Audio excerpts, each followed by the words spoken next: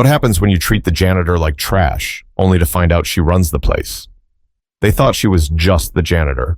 That's what stuck with her the most. How quickly people decided who she was, just based on her uniform. Not her work, not her character, just the scrubs, the mop, and the name tag that read Janine. Imani Caldwell didn't come from nothing. Her father, Vernon Caldwell, was the CEO of Caldwell Lux Properties, a growing chain of five-star hotels across the country. Their flagship hotel, the Marina Blue, sat right on the edge of San Diego, overlooking Mission Bay. That's where this all went down. Imani had just turned 26. She wasn't spoiled, not in the way people like to assume when they heard CEO's daughter. She had studied hotel management at Arizona State, graduated top of her class, and spent the last 2 years shadowing operations in Miami and Dallas. But this time, she had an idea that made even her dad pause. She didn't want to observe from a distance. She wanted to blend in, go undercover, not with a clipboard, not in a suit. She wanted to work the night shift as a cleaner. No one would know who she was. No one would see the last name Caldwell and straighten up. She wanted the truth, raw and unfiltered. Her father leaned back in his office chair the night she pitched it. "You're serious about this?" he asked, eyeing her like she'd just said she was joining the circus. "Dead serious. Let me do 1 week at Marina Blue. I'll take notes, document everything, see how they treat the people they think don't matter." He exhaled. "You're not going to like what you find." "I'm not doing this to like it," she said. "I'm doing it to learn." He didn't say yes immediately, but 2 days later she got a message from HR. Her alias, Janine Walker, was set to start next Monday, 11 o'clock p.m. sharp. The next week came fast. She tied her curls back, left her makeup at home, wore scuffed sneakers and oversized scrubs. She didn't bring a purse, just a backpack with deodorant, a phone charger, and a journal. From the moment she walked through the service entrance, people looked through her like glass. The first person she met was Carl, the overnight maintenance guy, gray hoodie, thick gloves, and barely made eye contact. He handed her a mop and a bucket like it was just another Tuesday. "No instructions?" she asked. He shrugged. "You'll figure it out." The hotel was quiet, not because it was peaceful, but because no one wanted to talk. She wiped down mirrors, scrubbed toilets, vacuumed hallways, and emptied trash cans. It wasn't the work that bothered her. It was the silence. The guests didn't look at her. The front desk barely acknowledged her. Housekeeping left carts blocking the hallways without a word. The kitchen staff, too busy cursing each other out over late orders. By night 3, she had already filled 6 pages in her notebook. There was the night manager, Keith, who left around 2 o'clock a.m. every shift, but still logged 8 hours on the timesheet. The concierge team, who stuffed leftover chocolates into their pockets. The security guard, who slept with his feet up in the camera room and didn't even flinch when she knocked. But none of that compared to the front desk crew, especially them. Jessica, Marcus, and Trey. They worked together like a little gang, gossiping, giggling, and whispering the second anyone walked by. They thought no one was paying attention, but Imani was watching everything. And then it started getting personal. Jessica whispered behind her back, "She looks like she stole that uniform." Trey made a bet on how long she'd last. "I give her 2 more nights before she quits or cries." They didn't know she heard them, but she did, and she wrote it all down. But Imani had no idea just how far they'd go. By night 5, Imani knew the floor plan of Marina Blue better than most of the supervisors. She knew the back hallway between the kitchen and the ballroom always smelled like burnt grease. She knew the 7th floor ice machine never worked. She even knew the exact time Trey snuck into the break room to scroll through his phone. 2:47 a.m., every single shift.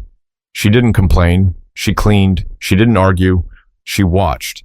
But the truth was, the longer she stayed in character, the harder it got to stay quiet. Like when she overheard Keith bragging about his side hustle, charging vendors speed fees to get them booked into the hotel. "Hey, it's a win-win," he laughed to someone over speakerphone. "They get the gig, and I get a little something for my time. That's just the game." Or when Jessica accidentally spilled coffee in the hallway and called her on the radio to clean it up. Twice in the same hour. "It's what you're here for, right?" she said, barely hiding the smirk on her face. The worst wasn't the mess. It was how little they looked at her. Like she wasn't even human. Like she was a walking mop. It started wearing on her. By now, The grime on the floors felt easier to scrub than the weight in her chest. On night 6, during her 10-minute break, she sat on a crate in the supply closet, chewing on a granola bar, hands sore and aching. Her phone buzzed. It was a text from her dad. "Vernon, how's it going?" She stared at the message for a long time. "Imani, worse than you warned me.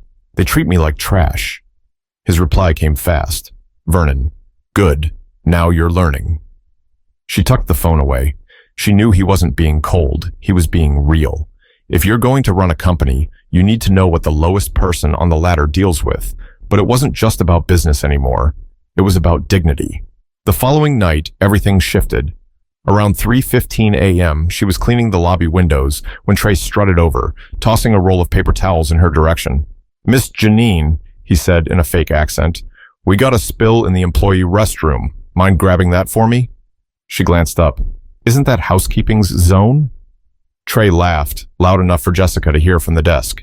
"You clean toilets either way, right?" Jessica cracked up like it was comedy night. Imani didn't flinch, just nodded and walked off. As she pushed her cart toward the back hallway, she heard Trey whisper to the others, "I swear she got a tail or something, always walking like she's about to swing it." That one hit different, but she kept walking. The thing is, she wasn't just documenting the violations anymore. She was documenting them. Every word, every shift, every off-the-clock exit, every name. She'd set up her phone in the supply room one night and recorded a full hour of Jessica talking trash about half the staff, including the head of HR, who had no clue she was being mocked for her weight behind closed doors. Still, Imani wanted to give them the benefit of the doubt. Maybe they were just tired. Maybe they were stressed. Maybe they didn't know better. But that was before the prank. Before the moment everything broke. But sometimes people don't stop until they think you can't fight back. It was Friday night, almost the end of her first week. Imani showed up early. She always did, even though she knew no one cared. As usual, no one greeted her. No hey, no how was your day, not even a nod.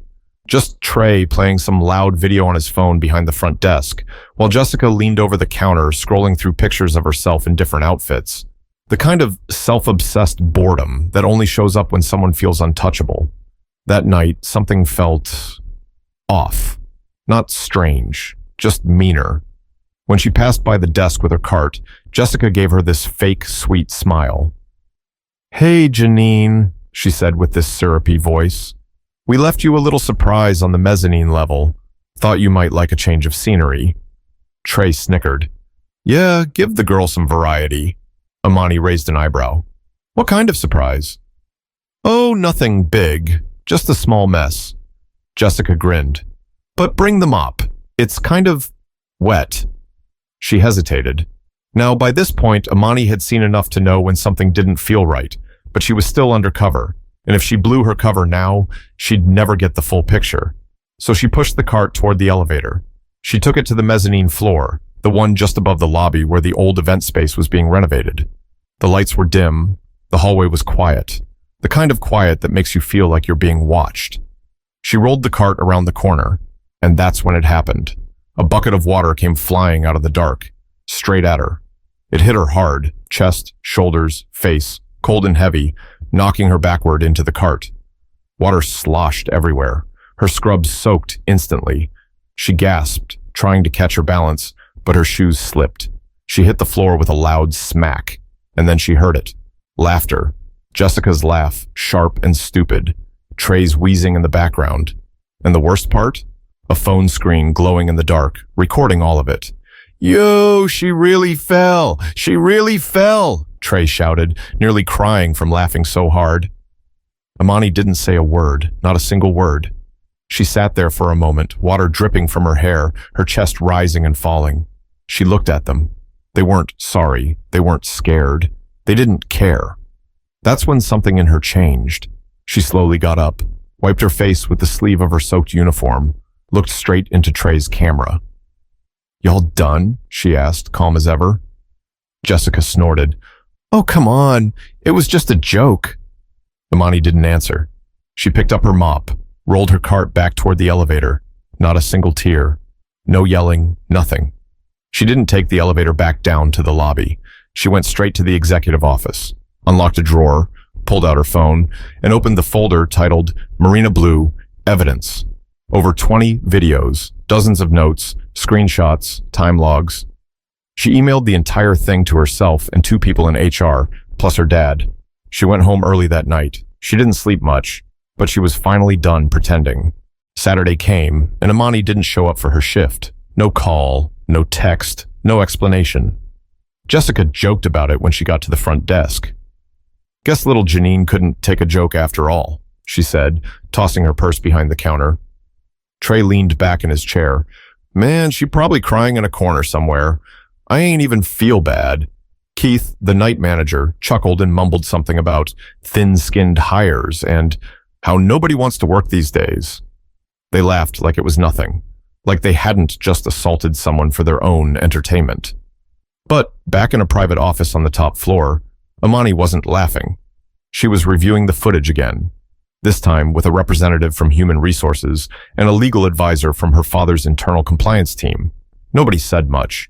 The video spoke loud enough, Jessica throwing the water, Trey filming, the comments, the laughter, the way they walked off like they had done something funny, something clever.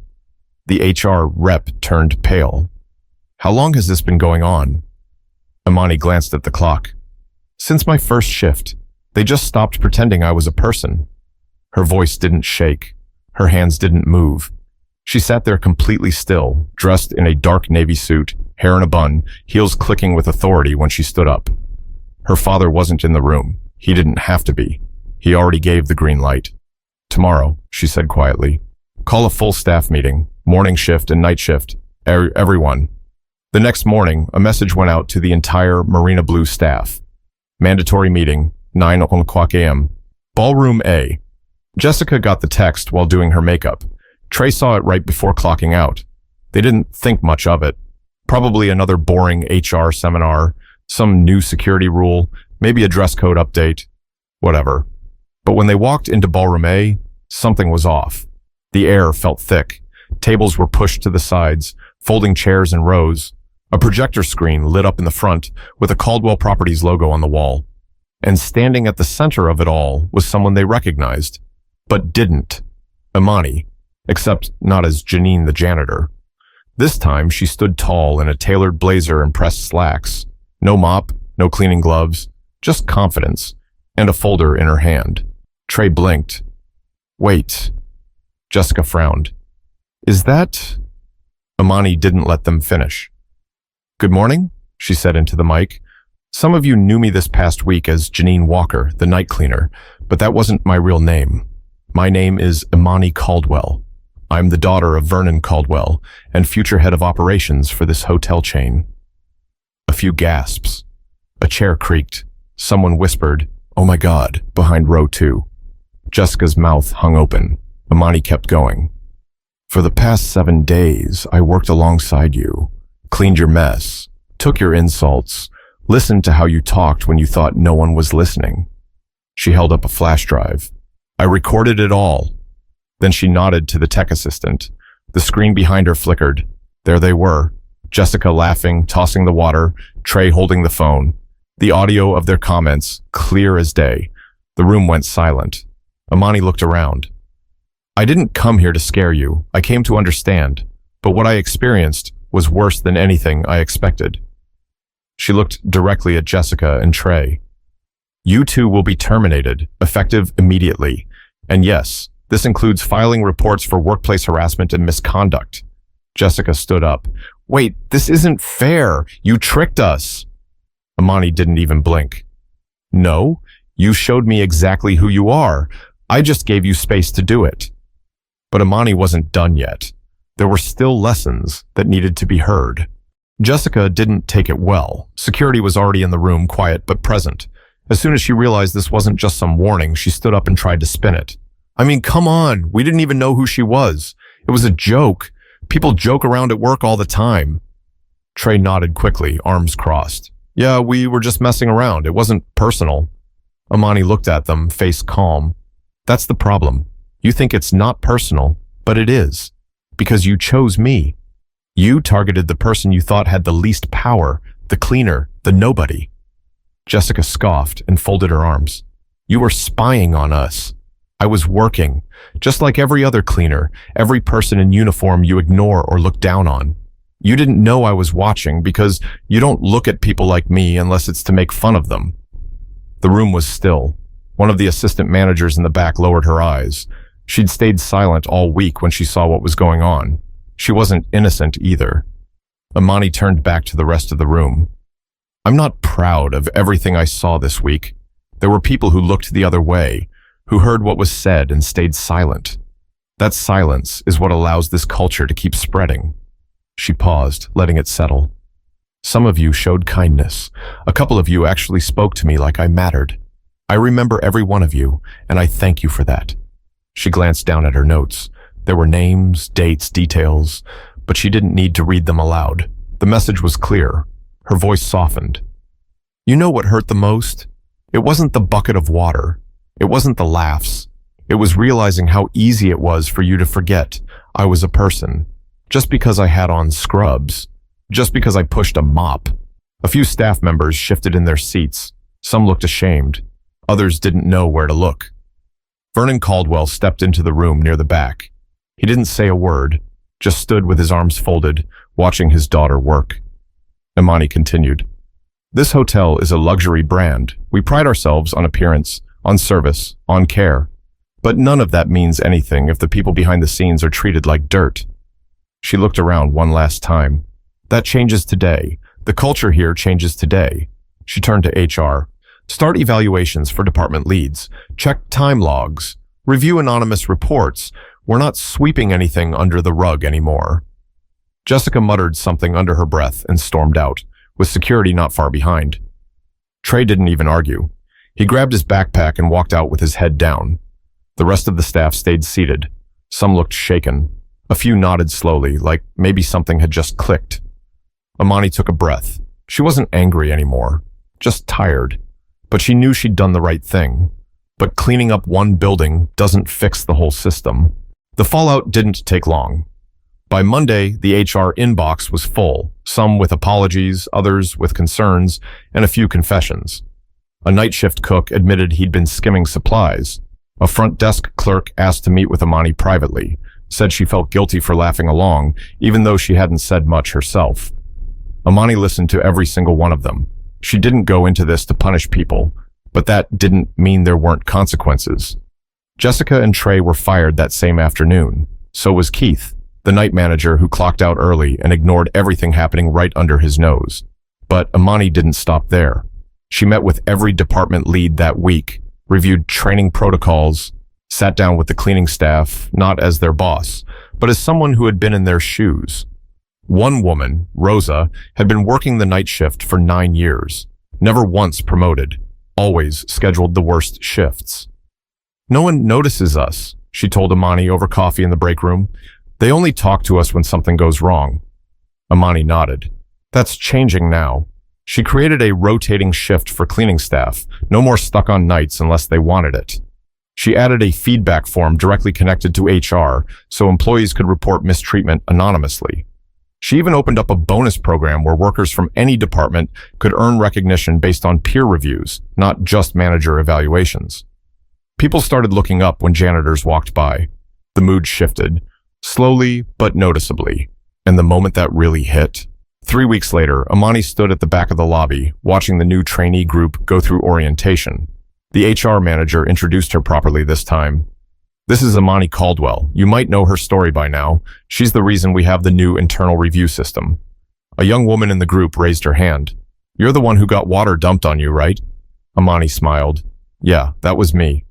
Someone in the back muttered, "They really thought she was just a janitor." Imani stepped forward. "Let me tell you something," she said. "There's no such thing as just a janitor, or just a cook, or just a cleaner." She looked around at every one of them. Titles don't measure worth. The way you treat people when no one's watching, that's what matters. They nodded. Some even clapped, not because she was the boss, but because she was right. Later that night, she called her dad. "People are still talking about it," she told him. "You proud of yourself?" Vernon asked. "I'm proud I didn't let it slide," she said. "They needed to see it, not hear it. See it."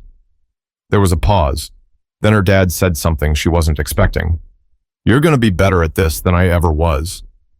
She didn't say anything at first, just smiled into the phone, curled up on her couch with a blanket, finally dry, finally comfortable. Because for the first time in a long time, she felt like she'd earned something that mattered. Not praise, not power, change. And maybe that's the whole point. We judge too quickly, we assume too much. We see a uniform and forget the person wearing it, but respect doesn't start at the top of the ladder. It starts at the bottom. Every job has value. Every person deserves dignity. You never know who you're talking to or who they'll become. So treat everyone like they matter. Not just when it's convenient. Not just when you're being watched. Because character isn't how you act in front of the boss. It's how you act when you think no one's watching. If this story hit you even a little, think about the way you treat people. Not just your coworkers. Not just your friends. The delivery driver. The cleaner. The cashier, the person sweeping up after hours, because they see everything, and they remember. Hit like if you believe respect isn't optional, and share this with someone who needs the reminder.